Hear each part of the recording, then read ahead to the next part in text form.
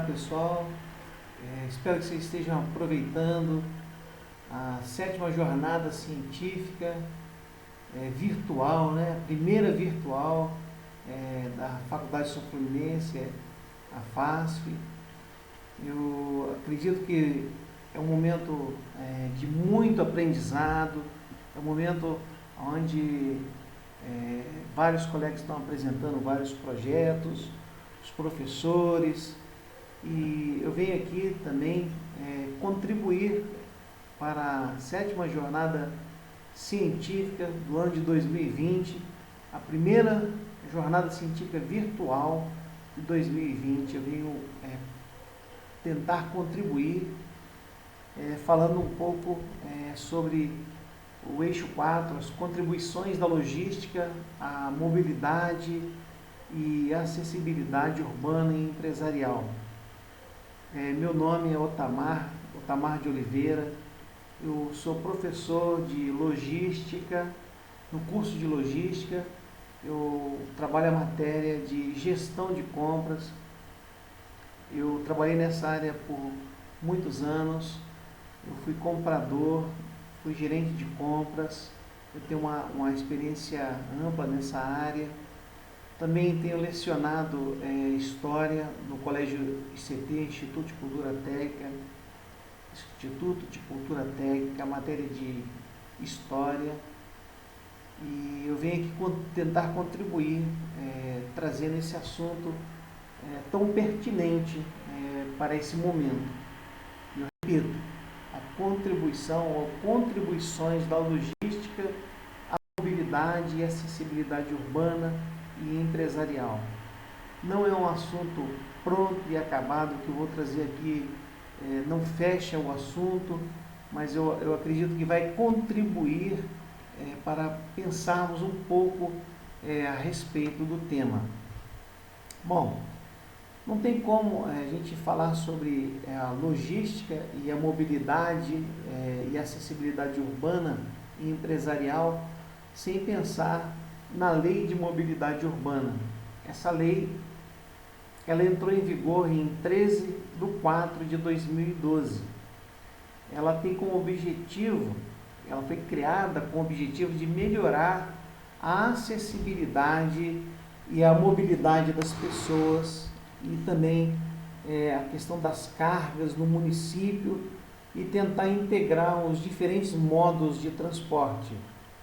Essa lei, ela prevê instrumentos para melhorar a mobilidade urbana nas grandes cidades, como, por exemplo, a restrição à circulação em determinados horários, em horários pré-determinados. Como exemplo, nós já vivemos isso, já sabemos da existência disso na cidade de São Paulo.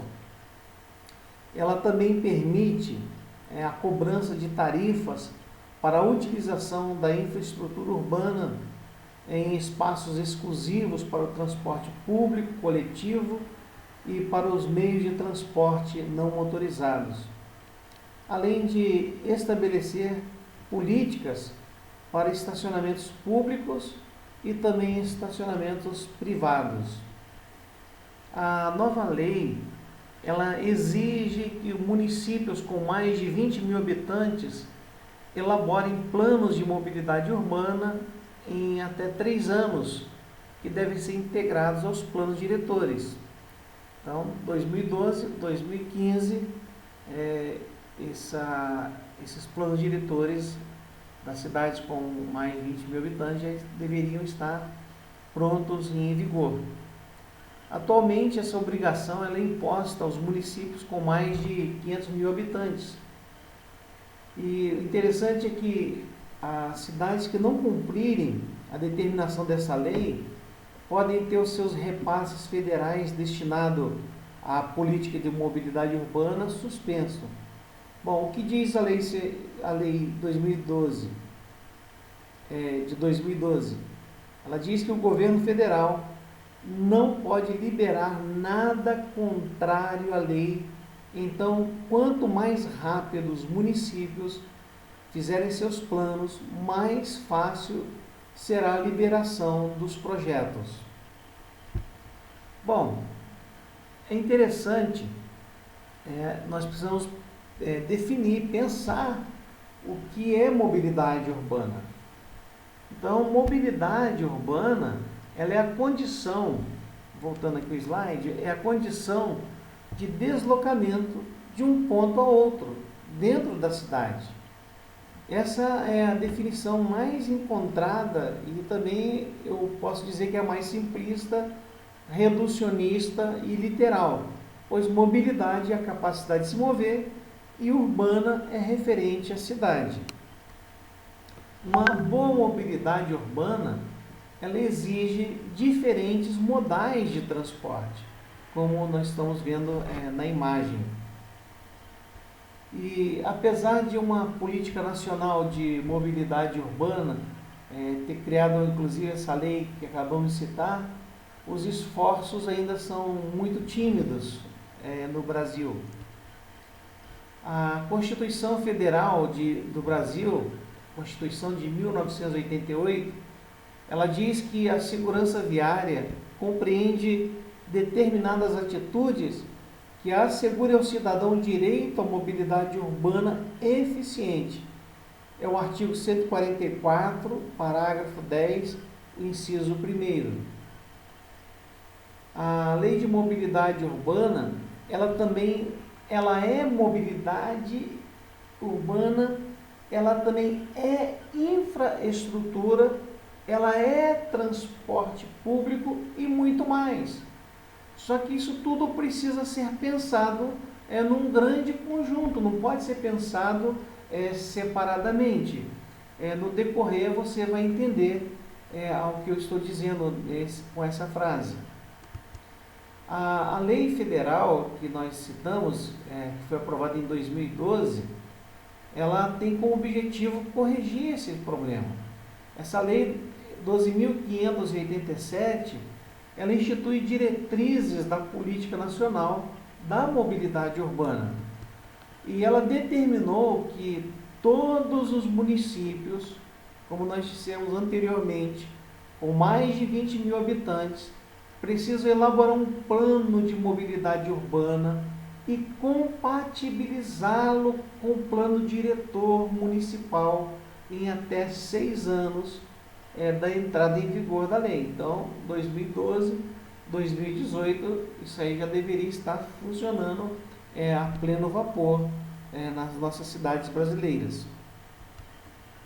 O artigo 24, de acordo com ele, o plano precisa contemplar os serviços de transporte público coletivo, precisa contemplar a circulação viária, as infraestruturas do sistema de mobilidade urbana, as infraestruturas do sistema de mobilidade urbana, incluindo ciclovias, incluindo ciclofaixas, a acessibilidade para pessoas também com deficiência e com restrição de mobilidade.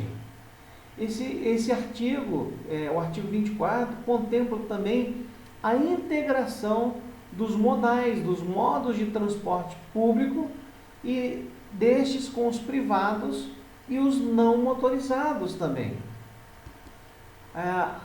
Outra questão é a prioridade dos modos de transporte não motorizados e dos serviços públicos coletivos sobre o transporte individual motorizado, que precisa ser muito bem repensado. A restrição e o controle do acesso e circulação, seja permanente ou temporário, de veículos motorizados em locais e horários que forem pré-determinados.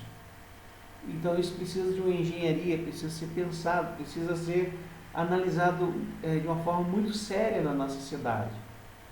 O estabelecimento também de padrões de emissão de poluentes para locais e horários pré-determinados, podendo condicionar o acesso à circulação dos espaços urbanos sob controle. Também é importante contemplar a possibilidade de cobrança pela utilização de infraestrutura urbana, de forma a desestimular o uso de determinados modos e serviços de mobilidade. Também é preciso contemplar a dedicação de espaço exclusivo nas vias públicas ao transporte coletivo, ao transporte público coletivo e dos modos de transporte não motorizados. É preciso contemplar o direito dos usuários participarem do planejamento, da fiscalização e da avaliação da política local da mobilidade urbana. É preciso contemplar a operação e o disciplinamento do transporte de cargas na infraestrutura viária, os polos geradores de viagem, as áreas de estacionamento públicos e privados, gratuitos ou onerosos.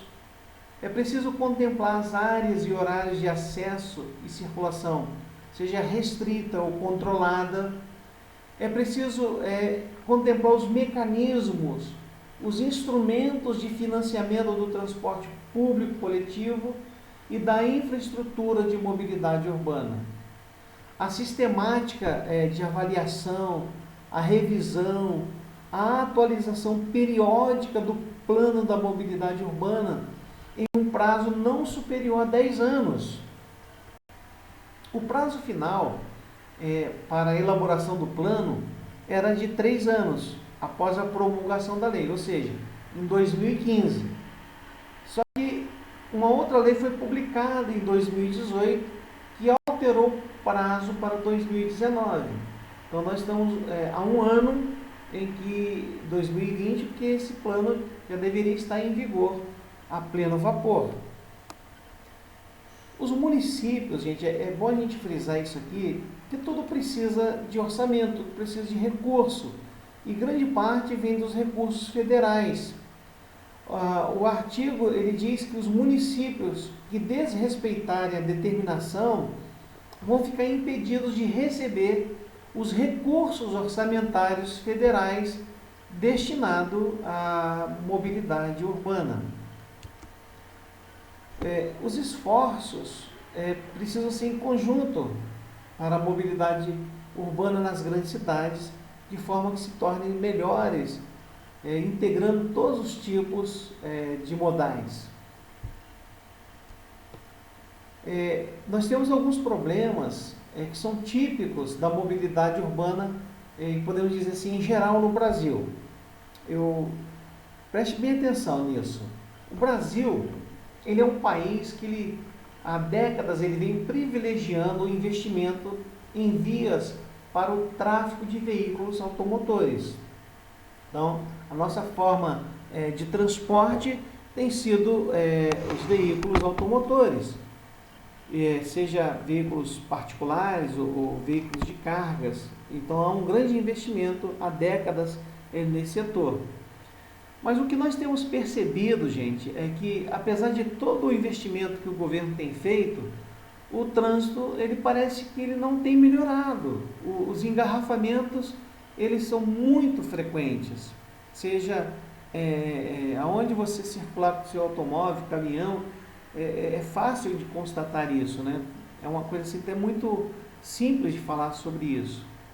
E o interessante é que isso se deve ao que nós chamamos de demanda induzida, ou seja, isso é um conceito segundo o qual o maior espaço, quando a gente tem o maior espaço para o tráfego dos automóveis, isso vai gerar mais gente saindo com seus veículos, o que não deveria ocorrer, deveria integrar todos os modais. Vale lembrar também que no início do século, o governo brasileiro incentivou a venda de automóveis com a isenção de impostos. Então fez com que a frota do país ela disparasse. Então, a frota de automóveis no início do século ela disparou. Enquanto isso, nós sabemos que isso até hoje, né, os empreendimentos do programa de financiamento habitacional popular Minha Casa Minha Vida, eles eram lançados nas periferias, distante, muitas das vezes sem comércio, sem escola, sem hospitais e outros serviços próximos, e distante também dos locais de trabalho dos moradores. Esse cenário, ele fez com que o Brasil se aproximasse do modelo americano de dependência exagerada do automóvel. E, é claro, uma desvantagem nossa, que nós possuímos uma estrutura viária urbana e rodoviária muito inferior, muito aquém da viária urbana e rodoviária dos Estados Unidos, americanos. Os problemas de mobilidade urbana no Brasil, gente, eles, portanto, nós podemos dizer que não são poucos. E o grande desafio hoje é pensar em um projeto de cidade que seja mais sustentável e que favoreça deslocamentos mais inteligentes e também prazerosos. Eu queria passar para vocês alguns dados mundiais sobre a mobilidade urbana, para a gente poder entender todo esse contexto em que nós estamos inseridos, seja a nível de Brasil, Estado do Rio e Volta Redonda. De acordo com o artigo publicado pela McKinsey Company, é uma empresa líder mundial no mercado de consultoria empresarial, ela diz que até 2030, 60% da população mundial viverá nas cidades. Então, nós podemos dizer que hoje esse percentual é de 50%. Então, até 2030 vai aumentar o número de pessoas vivendo na cidade. E nesse mesmo período, mais de 2 bilhões de pessoas vão ascender à classe média, principalmente em cidades de países emergentes. E podemos ter como destaque a China. E o Brasil não fica fora disso. Então, a partir disso, espera-se que as vendas de automóveis disparem. Ou seja, se em 2010 nós tivemos aí em torno de 70 milhões de vendas de automóveis por ano, em 2025 a expectativa é que o número salte para 125 milhões de vendas de automóveis. Gente, a infraestrutura urbana atual não está preparada para suportar essa nova realidade, até porque em muitas cidades ela já não suporta a quantidade atual de veículos. A frota em Volta Redonda, ela aumentou no período de 2001 a 2015 em torno de 136%. Enquanto a população, pegando esse mesmo período de 2001 a 2015, a população cresceu em torno de 7,17%. Nós temos uma informação, segundo o IBGE, o Instituto Brasileiro de Geografia e Estatística, Volta Redonda tem 98.821 automóveis, além de 16.240 motocicletas. Mais alguns dados para vocês compreenderem isso. A nossa área territorial está em torno de 182.105 km², dados de 2019. A população estimada, 273.988 mil pessoas, dados e informações do IBGE para 2020. A nossa densidade demográfica é de 1,412,75 habitantes por quilômetro quadrado. Então pensa comigo, Volta Redonda tem um veículo para 2,7 habitantes. Então eu posso afirmar que é possível transportar a população de Volta Redonda nos veículos particulares e ainda sobrariam vagas. Trafegar pelas vias de Volta Redonda está se tornando uma tarefa muito difícil. Algumas áreas, algumas vias em Volta Redonda, a situação ela é mais crítica. Exemplo, Avenida Amaral Peixoto, Avenida Beira Rio, Avenida Lucas Evangelista, Avenida Lúcio Meira, e aí vai por diante. Aqui eu mostro algumas imagens de trânsito em Volta Redonda, aqui em frente ao shopping. Isso aqui tem sido uma coisa bem normal dentro de Volta Redonda. O início da Amaral Peixoto, quando nós saímos do Jardim Amália, saindo da face no Jardim Amália, você já inicia a Avenida Amaral Peixoto, encontrando trânsitos da forma que você está vendo na imagem que eu estou mostrando agora. Essa imagem aérea da Vila Santa Cecília, se vocês repararem, lugares de estacionamentos públicos é quase que impossível. Se vocês repararem na área do estacionamento da Cúria Diocesana, praticamente o estacionamento está quase que todo tomado de automóveis. O Jardim Amália, nós tivemos aí uma mudança no trânsito, onde se criou essa faixa inglesa, que eu acho que, na minha opinião particular, veio a favorecer. Eu parabenizo até ao pessoal da prefeitura, né? Isso favoreceu muito, tanto a entrada quanto a saída, mas dependendo do horário, ainda fica um tanto complicado esse percurso aqui. Essa aqui é a rua Senador Pinheiro, Senador Pinheiro Machado, essa daqui, ó. Nós estamos de frente ali, lá no final é a FASP, né? O trânsito aqui também mudou. Isso aqui em frente ao Royale, o trânsito também, mesmo tendo mudado, ele se torna bem apertado o trânsito nesse lugar. Parabenizo também a prefeitura, né, pelos ônibus elétricos, né, que é uma nova modalidade que está em experimento em Volta Redonda, e eu torço para que dê certo, né, e que a população tenha consciência realmente do uso desse tipo de modal e possa aproveitar o máximo possível, né, e que possa realmente ser investido isso em Volta Redonda. A realidade do nosso transporte público são ônibus realmente superlotados, né?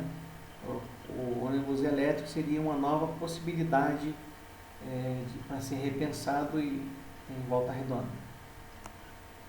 Bom, a logística e a mobilidade.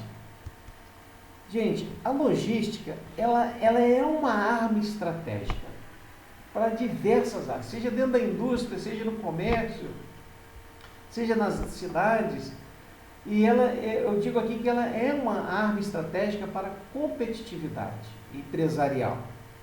Então, é necessário a gente ampliar esse conceito. Nós estamos muito aquém da verdadeira importância da logística, do seu pensamento em relação, por exemplo, ao nosso assunto de hoje, que é a mobilidade urbana e o deslocamento, a acessibilidade das pessoas, né? Então, esse conceito ele precisa ser ampliado, ele precisa, apesar de já ser utilizado pelos governos, ser utilizado pelas indústrias, pelo comércio e pela prestação de serviço em geral. É preciso ampliar o conceito da logística de pessoas de tal forma que seja possível racionalizar o fluxo das pessoas dentro da cidade, de forma a otimizar o tempo delas e reduzir o custo e proporcionar uma maior satisfação das pessoas. Podemos constatar a importância de um bom sistema logístico que facilite o deslocamento das pessoas pelos pontos principais da cidade, proporcionando a estas uma imensa satisfação. Não tem como. Se você tem um sistema logístico, onde você está conseguindo se deslocar, a população vai ficar satisfeita e a competitividade ela vai ser favorecida, é lógico.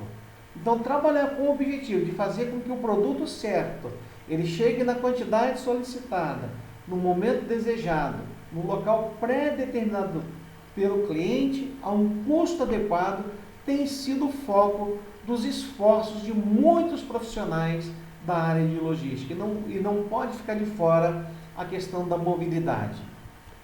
O que se deve entender é a grande importância de um sistema logístico que vai facilitar as pessoas, vai facilitar o seu deslocamento, a escolha dos modais, as conexões desses modais pelos principais pontos, no nosso caso, dentro de Volta Redonda. O que tem se observado na cidade de Volta Redonda, e no Brasil, no estado do Rio, no mundo, nos últimos anos, é o crescimento de shoppings, centros comerciais, edifícios comerciais e residenciais. Então, a aglomeração de pessoas, a aglomeração de diversos automóveis tem sido algo assim que está muito além da nossa capacidade, da nossa estrutura. Então, eu reitero aqui a necessidade de um bom planejamento e, é claro, do poder público na criação de um plano diretor eficiente da cidade.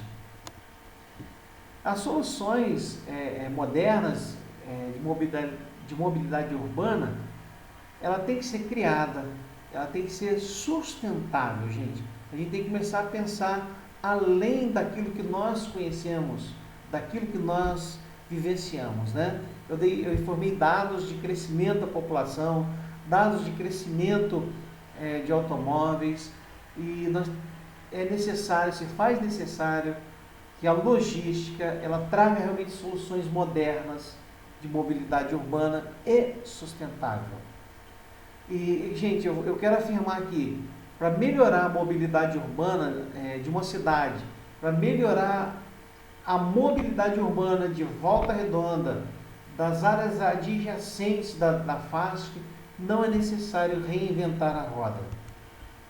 Em várias cidades do mundo, e até mesmo do Brasil, foram criadas, foram testadas, foram aplicadas com sucesso soluções inovadoras e soluções sustentáveis de mobilidade urbana, que foram criadas pelo poder público e também foram criadas pela iniciativa privada.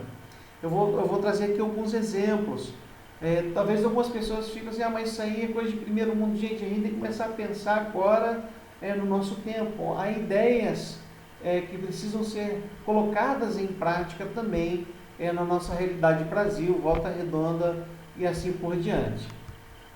Por exemplo, a linha férrea de Stuttgart, ela tem vagão com bikes, isso aí na Alemanha, né?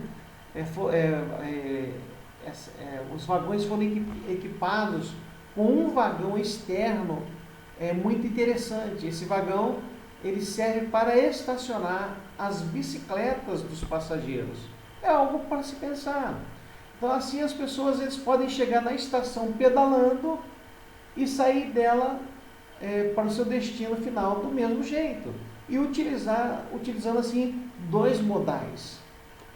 Outro exemplo que nós podemos citar aqui, em Pequim, na China, foram instalados pontos em estações do metrô que permitem trocar garrafas PETs por passagens. Gente, essa ideia é fantástica. Ela vai estimular duas ações. Primeiro, o uso do transporte coletivo e a reciclagem. Isso é fantástico. Por que não criar isso também em Volta Redonda, no caso do transporte urbano, dos ônibus e assim por diante? É algo para a gente pensar, é algo para ser criado. O Park and Ride, a cidade australiana de Brisbane, ela resolveu de maneira muito simples esse problema. Ela criou grandes estacionamentos gratuitos em várias estações de transporte público. Então a população poderia utilizar os seus automóveis em uma parte do trajeto e utilizar também o transporte público coletivo. Então a população ela faz apenas uma pequena parte do trajeto com seus automóveis. Outro exemplo que podemos citar aqui, os teleféricos. Um dos problemas do deslocamento rodoviário é que ele acontece apenas em 2 dimensões e isso se torna limitado.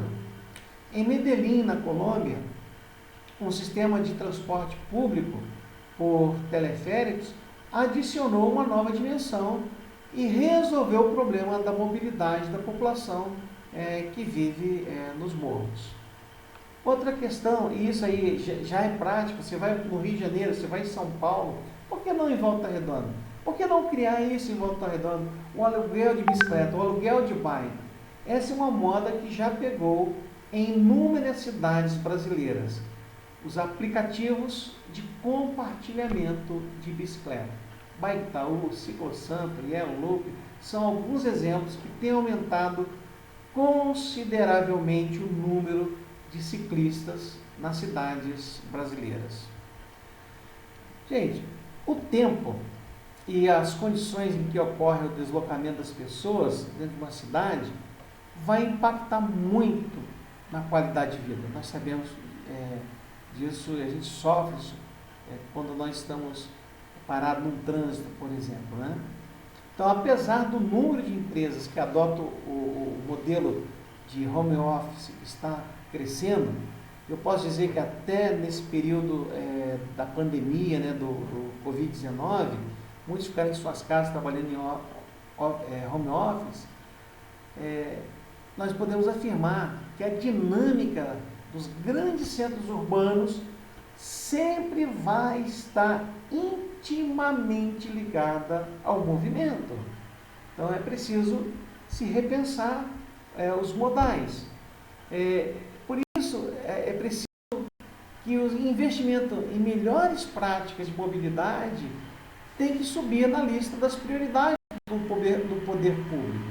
Na realidade, gente, não apenas do poder público, mas da população em geral, pois essa é uma questão de interesse de todos, seja motorista, passageiro de transporte coletivo, pedestres, ciclistas e mais.